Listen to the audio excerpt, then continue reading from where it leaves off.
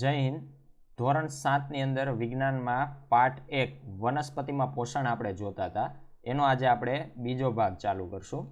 હવે બીજો ભાગ ચાલુ કરતા પહેલા હું તમને થોડુંક જણાવી દઉં કે પહેલા ભાગની અંદર આપણે જોયું હતું ખોરાક વિશે જોયું હતું અને પોષક તત્વો શું છે એ આપણે જોયું હતું, બરાબર. પછી આપણે પોષણના પ્રકાર જોયા હતા, સ્વાવલંબી પોષણ અને પરાવલંબી પોષણ. તો આ સ્વાવલંબી પોષણ અને પરાવલંબી બે પ્રકારના પોષણ આપણે જોઈ લીધા હતા. પછી આપણે પ્રકાશ સંશ્લેષણ જોયું હતું વનસ્પતિની અંદર.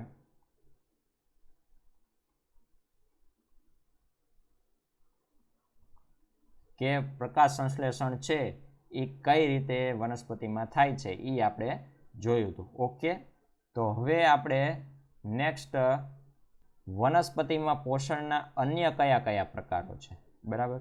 પછી તો કે મૃતોપજીવી શું છે અને પ્રશ્ન એક લાસ્ટમાં જે આપણે એક બોનસ છે આ ચેપ્ટરનું, એ આપણે આ 3 ટોપિક આપણે જોઈએ એટલે આપણું આખું ચેપ્ટર કમ્પ્લીટ. ઓકે, તો ચાલો બધા રેડી થઈ જાઓ અને બધા છે ને પોતાની બુકની અંદર આવા પોઈન્ટ હું જે બોલતો હોય ને એ લખતા જવાના, અને એકવાર શાંતિથી જોઈ લેશો ને એટલે એકદમ પાક્કું થઈ જશે આખું ચેપ્ટર. પછી આ રીતે નોટ્સ બનાવશો ને પછી બીજી વાર તમારે આ રીતે પાક્કું કરવું પડશે નહીં. ઓકે, તો આપણે પેલો જે ટોપિક છે એ આપણે જોઈએ કે વનસ્પતિમાં પોષણના અન્ય પ્રકાર, બરાબર.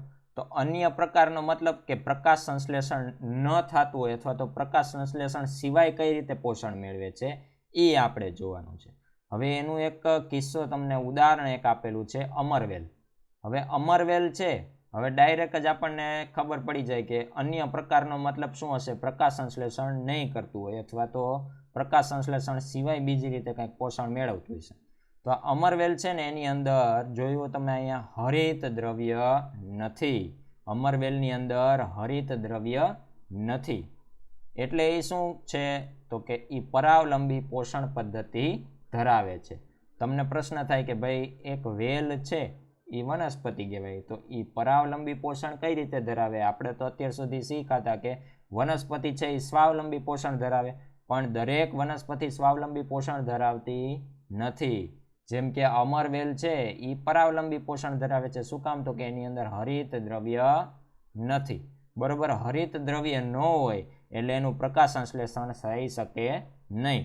એટલા માટે શું કરશે તો કે યજમાન વૃક્ષ પરથી, હવે અહીંયા યજમાન શબ્દ છે એ હકીકતે કોઈ વૃક્ષનું નામ નથી.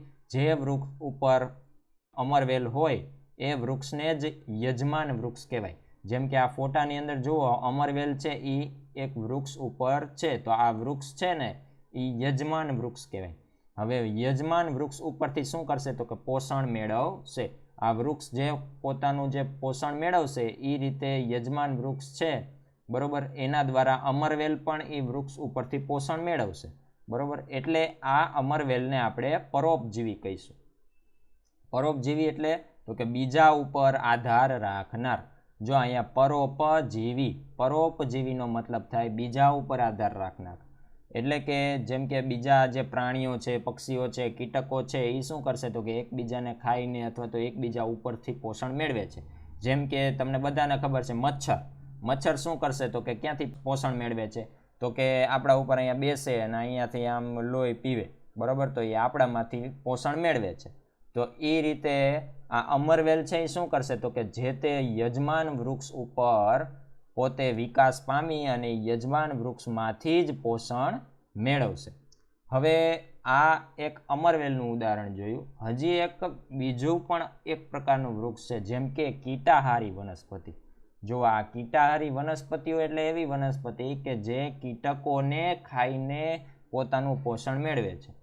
તમે અહીંયા જોઈ શકો છો, જો આ વનસ્પતિઓમાં જો પર્ણ હોય ને એનો એક આગળનો જે ભાગ છે ને એ આ રીતે અલગ આકારમાં રૂપાંતરિત થઈ જાય. એ આકાર કેવો હોય તો કે જગ જેવો અથવા તો કળશ જેવો. જો તમે આ ડાયરેક્ટ તમે આ એનો આકાર તમે જોશો તો એક પ્રકારનો જગ જેવો લાગશે. એનું ગળું છે અહીંયાથી સાંકડું હોય છે, નીચે છે આ મોટો એક ગોળ ભાગ જે હોય છે એની અંદર શું હોય છે? પાચક રસ હોય છે. નીચેની સાઈડ પાચક રસ હોય. અને બીજું શું હોય? તો કે અંદર છે થોડાક વાળ હોય. હવે આ વાળ શું કામ કરશે? તો કે જેવું કોઈ અહીંયા કીટક બેસશે તો હવે એની આ અંદરની સપાટી હોય ને એકદમ ચીકણી હોય, અને સપાટી ચીકણી હોય ને એને લીધે એ અંદર સરકશે અને શું થશે? નીચે આ પાચક રસ હોય એટલે એનું પાચન થઈ જશે. અંદર પાચન થશે એટલે એનું પોષણ છે એ પોતાના પર્ણ સુધી પહોંચાડી દેશે. બરોબર? એટલે આ રીતે આખી રચના હોય. અને બીજું એક કે આ વાળ શું કામ છે ભાઈ? આ વાળનો ઉપયોગ શું? વનસ્પતિની અંદર જે આ વાળ જેવી અહીંયા રચના હશે આ કળશની અંદર, એનો ઉપયોગ શું? તો કે તમે અહીંયા ઉપર એક ઢાંકણ જેવું દેખાય જો દરેકમાં, તો આ ઢાંકણ છે ને એની સાથે વાળનું કનેક્શન હોય. વાળ છે ને એ એક પ્રકારની સ્વિચ જેવું છે. જ્યારે કીટક અંદર જશે ને આ વાળને અડકશે, એવા 1 કે 2 કે 3 વાળને અડકે એટલે ડાયરેક્ટ જ આ છે એ ઢાંકણું છે એ બંધ થઈ જશે. એટલે પાંખુવાળા અને એવા કીટકો જે હશે જે બેલેન્સ થઈ શકશે ને ફટાફટ બહાર નીકળવા કરશે તો એ આ ઢાંકણું બંધ હશે એટલે કીટક બહાર નીકળી શકશે નહીં, અને અંદર જ કીટકનું પાચન થઈ જશે. બરાબર? તો આ રીતે વનસ્પતિ છે એ કીટકને ખાય છે, એટલે આવી વનસ્પતિને કીટાહારી વનસ્પતિ કહેવાય. ઓકે, આઈ હોપ કે તમને હવે ખ્યાલ આવી ગયો હશે કે આને શું કામ કીટાહારી વનસ્પતિ કહેવાય. હવે તમને પ્રશ્ન થાય કે આ વનસ્પતિ છે ને એ તમે જોઈ હોય તો લીલા કલરની છે. બરોબર? કેવો કલર છે? લીલો. તો મેં તમને સમજાવ્યું હતું એમ કે લીલો કલર હોય વનસ્પતિનો તો એની અંદર શું હોય? હરિત દ્રવ્ય. તો આ હરિત દ્રવ્ય હોય તો એનાથી શું થાય? તો કે પ્રકાશ સંશ્લેષણ. બરોબર? તો પ્રકાશ સંશ્લેષણ થતું હોય તો શું કામ આને કીટક ખાવા પડે? પોષણ મેળવવા શું કામ એને બીજા ઉપર ડિપેન્ડન્ટ રહેવું પડે? તો એનું કારણ છે કે વનસ્પતિની વૃદ્ધિની માટે શું જોઈએ? પ્રોટીન જોઈએ. વનસ્પતિ ઠીક ગમે તે સજીવ હોય એનો જે વૃદ્ધિ થાય, જેમ કે આપણે જ છીએ, આપણું શરીર જો આપણે મજબૂત બનાવવું હોય, મોટું બનાવવું હોય તો એના માટે આપણે શું જોઈએ? પ્રોટીન જોઈએ. બરાબર? તો આ પ્રોટીન છે ને એ વૃદ્ધિકારક છે. એના લીધે શું થાય? તો કે મોટું થાય, વિકાસ થાય, વૃદ્ધિ થાય. બરોબર? તો અહીંયા વનસ્પતિની વૃદ્ધિ માટે, વનસ્પતિનો વિકાસ થાય એના માટે પ્રોટીન જોતું હોય. દરેક વનસ્પતિને જોઈએ. કીટકોને ખાશે એટલે કીટકોમાં પ્રોટીન હોય. બરોબર? કીટકોમાં પ્રોટીન હોય એટલે એ પ્રોટીન છે, બરોબર, એ પોતાની અંદર સમાવી લેશે. એ પ્રોટીન પોષણમાં ઉપયોગ કરી લેશે. બરોબર? હવે આવી વનસ્પતિ જ્યાં નાઇટ્રોજન ઓછો હોય, વાતાવરણમાં નહીં હો, જમીનની અંદર જ્યાં નાઇટ્રોજન ઓછો હોય ને ત્યાં આવી વનસ્પતિ થતી હોય. કેમ? તો કે નાઇટ્રોજન છે એ પ્રોટીન બનાવે છે. નાઇટ્રોજન દ્વારા વનસ્પતિ પ્રોટીન બનાવી શકે, પણ જ્યાં જમીનની અંદર નાઇટ્રોજન ન હોય ત્યાં શું કરશે? તો કે આવી કીટાહારી વનસ્પતિ ત્યાં ઉગી અને પોતાનું પોષણ મેળવી શકશે. બરોબર? એટલે આવી વનસ્પતિ નાઇટ્રોજન માટે કીટકોનો શિકાર કરે છે. જેમ સિંહ છે હરણનો શિકાર કરે એ રીતે આવી વનસ્પતિ શું કરશે? કીટકોનો શિકાર કરશે. હવે તમને પ્રશ્ન એ થાય કે કીટક શું કામ આની અંદર આવે જ? બરોબર? શું કામ એ પોતે પોતાનું મોત છે એને આમ સ્વીકારી લે કે હાલો ભાઈ હું મરી જાઉં? કેમ? તો કે વનસ્પતિનો વિકાસ થઈ જાય. તો એનો મતલબ કે કીટકને અહીંયા આકર્ષણ થતું હોય. કીટકને જ અંદરથી ઈચ્છા થાય કે હાલો ત્યાં જાઓ. શું કામ એવી ઈચ્છા થાય? કે ગાંડું તો નથી થઈ ગયું. બરોબર? એને આપણે જેટલી બુદ્ધિ નથી પણ એટલી તો ખબર પડે કે અહીંયા જાશું મરી જશે. પણ કીટકનું આકર્ષણ એટલા માટે ત્યાં થાય છે કે ત્યાં આ જે રસ હોય ને અહીંયાથી સરસ મજાની આમ સુગંધ આવતી હોય દૂર દૂર સુધી. એટલે કીટકને છે ને એ સુગંધ બહુ ગમી જાય. હવે તમને ખબર છે કે મોટા ભાગના જે કીટકો હોય, ભમરા છે, પછી પતંગિયા છે, તો આવું બધું શું? તો કે ફૂલોનો રસ ચૂસે.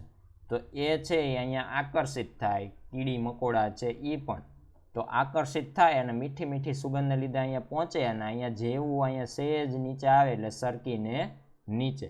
તો આ રીતે છે વનસ્પતિ કીટકોને ખાતી હોય છે અને પોતાને જે પ્રોટીનની જરૂરિયાત છે એ પૂરી કરતી હોય છે, બરાબર.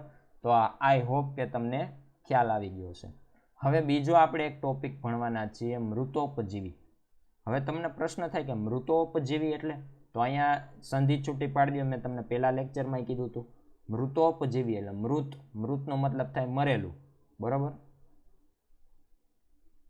મરેલું. તો આ મરેલું છે એની પાસેથી પોષણ મેળવે, બરોબર. જ્યારે મરેલું સજીવ હોય એની પાસેથી પોષણ મેળવે, અથવા તો જે સજીવ જ નથી, બરોબર, એની પાસેથી પોષણ મેળવી શકે એવા સજીવને મૃતોપજીવી સજીવ કહેવાય. હવે તમે ક્યારેક એનું ઉદાહરણ દઉં કે ક્યારેક તમે છે ને બ્રેડ જોયું હોય તો બ્રેડની અંદર નહીં પણ બ્રેડની ઉપર આ રીતે એક સફેદ કલરનું જાળી જેવું જામી જાય લાંબા સમય સુધી, ખાસ કરીને ચોમાસામાં આ રીતે પડી રહે બ્રેડ, તો ત્યાં આવું સફેદ કલરનું જાળી જેવું જામી જાય છે. તો આ સફેદ અને લીલા કલરનું જે જાળી જેવું જામી ગયેલું છે એ શું છે? ફૂગ છે, બરોબર. અને ફૂગ છે ને એ મૃતોપજીવી છે. એટલે કે કોઈ મૃત સજીવ હોય અથવા તો કોઈ એવો કટકો હોય, કાગળનો કટકો કે ભાઈ ચામડાનો કટકો, કાપડનો કટકો કે બ્રેડનો કટકો, અથાણા, તો આવી ભેજવાળી હૂંફાળી ગરમ સરસ મજાની જગ્યા હોય ત્યાં શું થશે? તો કે ત્યાં પોતાનો વિકાસ કરશે અને એમાંથી પોષણ મેળવશે. જેમ કે આ બ્રેડ છે એ લાંબા સમય સુધી પડી રહે આવી ભેજવાળી જગ્યાએ, ખાસ કરીને ચોમાસામાં થાય. શું કામ? તો કે ચોમાસામાં ભેજ વધારે હોય, તો ફૂગ છે એ આ રીતે ઇઝીલી બ્રેડ ઉપર થઈ શકે.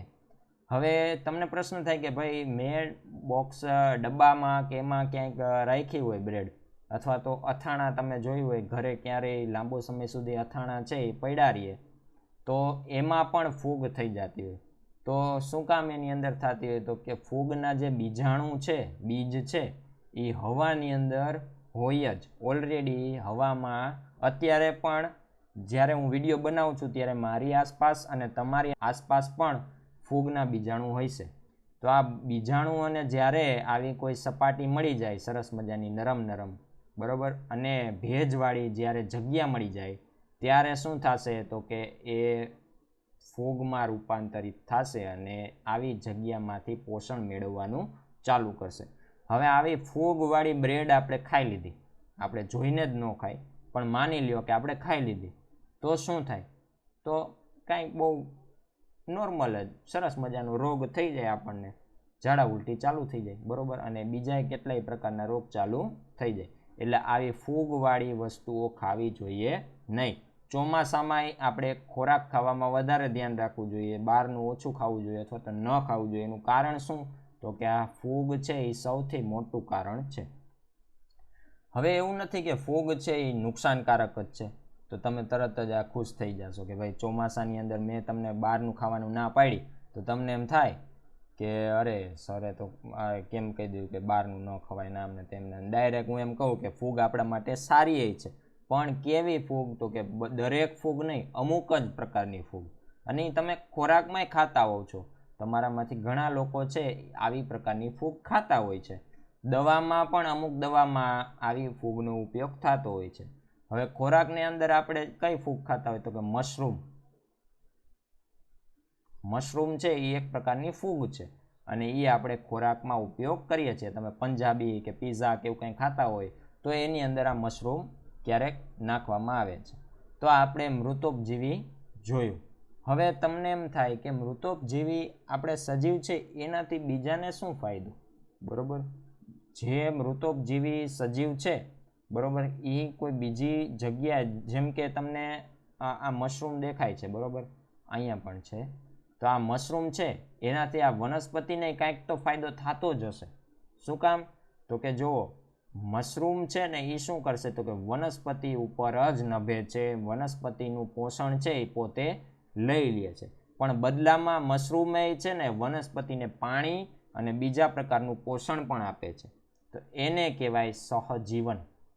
શું સહજીવનનો મતલબ? તો કે જ્યારે કોઈ બે સજીવો એકબીજાને પોષક તત્વો અને વસવાટ એમ બંનેમાં સહભાગી થાય ત્યારે એને સહજીવન કહેવાય.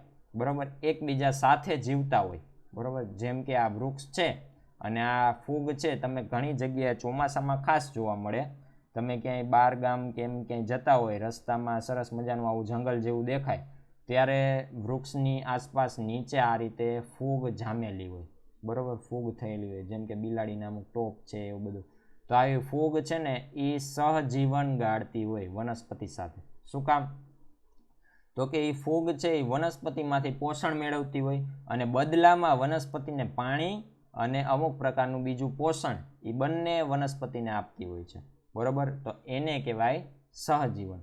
જો વનસ્પતિના મૂળ પરથી ફૂગ વનસ્પતિમાંથી પોષણ મેળવે છે અને વનસ્પતિને પાણી અને પોષક તત્વો આપે છે, બરાબર. તો આ સરસ મજાનું આપણે સહજીવન જોયું કે એકબીજા બેયને ઉપયોગી છે, બરાબર. મૃતોપજીવી સજીવો કેવા છે? તો કે એમાંથી મોટા ભાગના સજીવો એવા છે કે જે મૃત ઉપર જીવન ગાળતા હોય, પણ ક્યારેક ક્યારેક આપણને સહજીવન પણ જોવા મળતું હોય છે કે એકબીજા સાથે બંને એવી રીતે જીવતા હોય છે કે બે એકબીજાની ખામીને પૂરી કરતા હોય અથવા તો બે એકબીજાને પોષણ આપતા હોય, બરાબર. હવે એક સરસ મજાનું એક લાઇકેન નામની જે સજીવ છે એની અંદર એક સરસ મજાનું ઉદાહરણ છે. તમને ખબર છે આપણે પહેલા ભાગની અંદર લીલને જોઈ હતી. આપણે એને શીખાતા કે લીલ તો કે એની અંદર હરિદ્રવ્ય હોય, પ્રકાશ સંશ્લેષણ કરે, એવું બધું.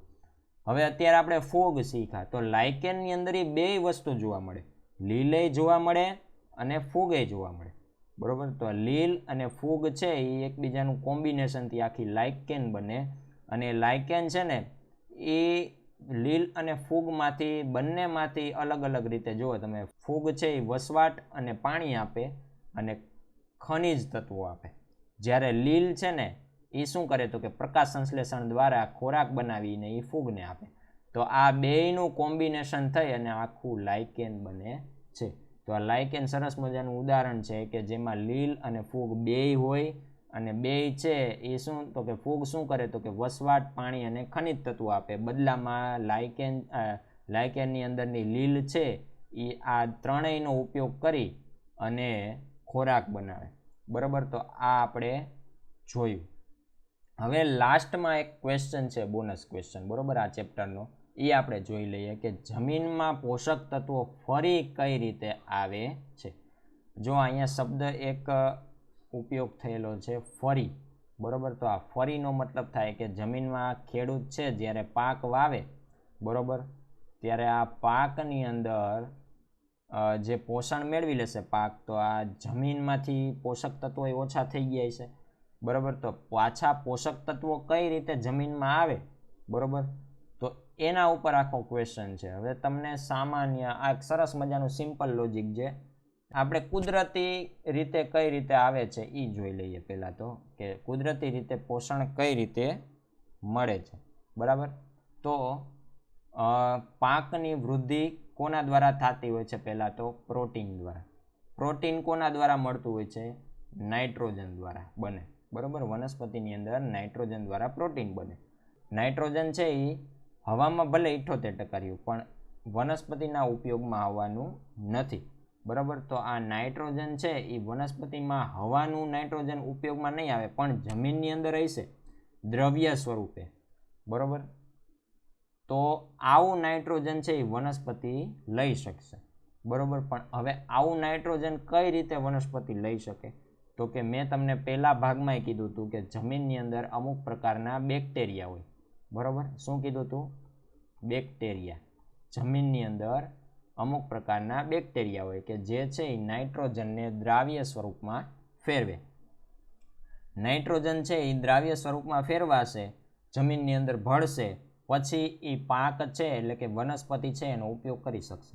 હવે આ બેક્ટેરિયા છે ને એ બીજું કોઈ નહીં, રાઇઝોબિયમ નામના બેક્ટેરિયા છે એ નાઇટ્રોજનને જમીનમાં ભેળવી શકે. આ બેક્ટેરિયાનું નામ શું છે? રાઇઝોબિયમ, બરાબર. રાઇઝોબિયમ નામના બેક્ટેરિયા છે એ નાઇટ્રોજનને દ્રાવ્ય સ્વરૂપમાં ફેરવે. હવે રાઇઝોબિયમ નામના બેક્ટેરિયા નાઇટ્રોજનને ફેરવે તો છે, તો આ નાઇટ્રોજનને ફેરવી શકે તો બદલામાં વનસ્પતિ એ રાઇઝોબિયમને કંઈક આપતી હશે. શું આપે છે? તો કે પોષણ અને વસવાટ, કઈ પ્રકારની વનસ્પતિ આપે તો કે કઠોળ પ્રકારની જે વનસ્પતિ છે, જેમ કે ચણા છે, બરોબર, પછી તો કે વટાણા છે, પછી ઘણી બધી અલગ અલગ પ્રકારની દાળ છે. તો આવી બધી જે વનસ્પતિ છે એના મૂળ હોય ને, એ મૂળની આસપાસ રાઇઝોબિયમ નામના બેક્ટેરિયા રહે અને પોષણ મેળવે. એટલે કે બેક્ટેરિયા રહે એટલે કે વસવાટ કરે અને પોષણ મેળવે. બદલામાં રાઇઝોબિયમ નામના બેક્ટેરિયા શું દેશે તો કે જમીનમાં નાઇટ્રોજનને ભેળવીને દેશે. એટલે એ નાઇટ્રોજનનો ઉપયોગ કરી અને પાક છે એ સરસ મજાનો વૃદ્ધિ કરશે, વિકાસ કરશે. તો આ એક સરસ મજાનો સહસંબંધ સ્થપાણો. બરોબર, આપણે અગાઉ જોયું કે સહસંબંધ શું છે તો કે એકબીજા, બે સજીવો છે એકબીજાને પોષણ અને વસવાટ પૂરા પાડે એને કહેવાય સહસંબંધ. તો આ સિમ્પલ એવો એક સહસંબંધનું સરસ મજાનું ઉદાહરણ હતું. આના દ્વારા આપણે જોયું કે વનસ્પતિ બેક્ટેરિયા ઉપર એટલે કે રાઇઝોબિયમ નામના બેક્ટેરિયા ઉપર આધારિત હોય છે, જ્યારે રાઇઝોબિયમ નામના બેક્ટેરિયા છે એ કઠોળ ઉપર આધારિત હોય છે. આ તો કુદરતી ઉદાહરણ છે. હવે વનસ્પતિને પોષક તત્વો ખાલી કુદરતી રીતે જ નહીં, ખેડૂત ખાતર દ્વારા પણ વનસ્પતિને પોષણ આપી શકે છે. જ્યારે કોઈ કઠોળ કે એવું કંઈ ન વાવેલું હોય અને વનસ્પતિને નાઇટ્રોજનની વધારે જરૂર પડતી હોય ત્યારે ખાસ પ્રકારનું નાઇટ્રોજન યુક્ત ખાતર ખેડૂત છે એ નાખે છે. નાઇટ્રોજન સિવાય ફોસ્ફરસ છે, પોટેશિયમ છે, એવા બધા ખાતરનો ઉપયોગ છે એ ખેડૂત કરે છે. ત્યારે જ્યારે જમીનની અંદર નાઇટ્રોજન ઓછું હોય, બરાબર. અથવા તો તમે ઘણીવાર કુદરતી રીતે પણ નાઇટ્રોજનને વધારવા માટે ખેડૂત શું કરે તો કે અલ્ટરનેટિવલી વાવે. મતલબ કે એક પછી એક, જ્યારે એક માની લ્યો કે ઘઉં વાવ્યા પછી તો કે એના પછી તો કે તરત જ કઠોળ વાવી દે, બરોબર. એના પછી તો કે વળી પાછો કંઈક બીજો શાકભાજી વાવે, વળી પાછું એ લેવાઈ જાય, વળી પાછા એકાદા કઠોળ વાવી દે. તો એ રીતે વારાફરતી કઠોળનો વાવણી કરે કઠોળની, ત્યારે છે જમીનની અંદર નાઇટ્રોજન છે એ રહી શકે. અથવા તો એ શું કરે તો કે ખાતર છે નાઇટ્રોજનવાળું એ વધારે નાખે. તો આ બે રીતે છે જમીનમાં પોષક તત્વો ફરી આવી શકે છે. તો સિમ્પલ અહીંયા આપણે આખું ચેપ્ટર કમ્પ્લીટ કર્યું. સરસ મજાનું આપણે બધી વસ્તુની ચર્ચા કરી. હવે તમે શાંતિથી ફરીથી આ બંને લેક્ચર જોઈ લેજો અને બંને લેક્ચરની નોટ્સ બનાવી લેજો. એટલે આખી ટેક્સ્ટબુકનો જે આ પહેલું ચેપ્ટર છે એ આપણું અહીંયા કમ્પ્લીટ થાય છે. આમાં પછી નવીન કાંઈ વધારે શીખવાનું રહેતું નથી, બરોબર.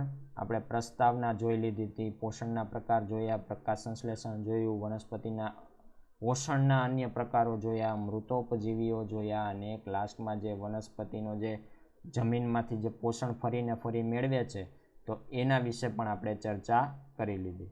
તો અહીંયા આપણો ટોપિક આખો પહેલો પાર્ટ છે વનસ્પતિમાં પોષણ એ પૂરો થાય છે. ઓકે, ચાલો. તો હવે છે તમારે શું કરવાનું છે, આખું ચેપ્ટર કમ્પ્લીટ થઈ જાય અને નોટ્સ બનાવી જાય પછી એક સ્વાધ્યાયના પ્રશ્નો છે એ તમે મોઢે જાતે લખવાની ટ્રાય કરજો. તમને જેવું આવડે છે એવું તમારી જ ભાષામાં લખજો રફ બુકમાં. એટલે તમને છે એકદમ કન્સેપ્ટ ક્લિયર થઈ. આપણે ગોખવાનું નથી, આપણે આ રીતે સમજીને આપણે યાદ રાખવાનું છે. Okay, thank you.